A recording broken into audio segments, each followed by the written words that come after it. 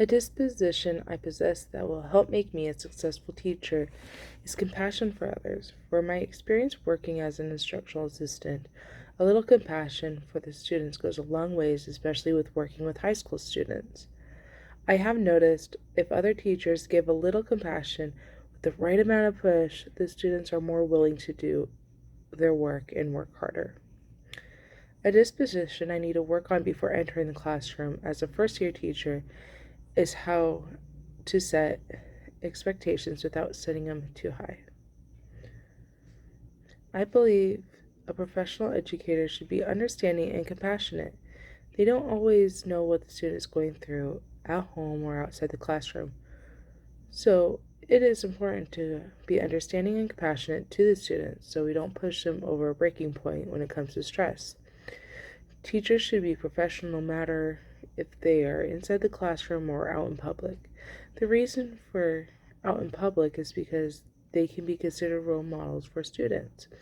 If the teacher is not behaving appropriately in public, it could put a bad reputation not only on the teacher, but on the school as well.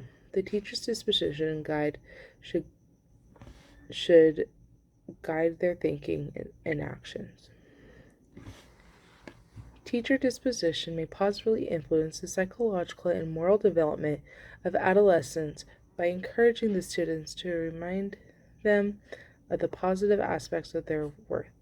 A way that may negatively influence students is by the way teachers need to set high expectations for their students.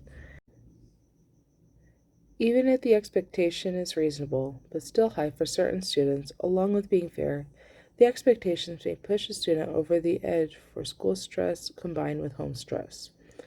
I plan on upholding the expectations of professional standards by not being alone with a student, or if only one student does show up for situations such as tutoring, either reschedule with them, ask an aide or another teacher to be present in the room, or keep the door open and strategically place the desks in view of the door.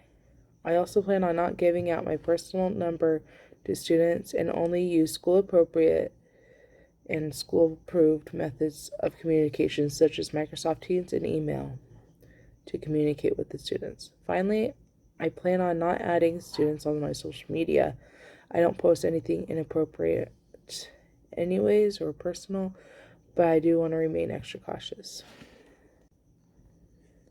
A way I will promote a healthy moral development with the students in my classroom is by starting off with holding them to a high standard but age appropriate standard when it comes to cheating and other forms of behavior.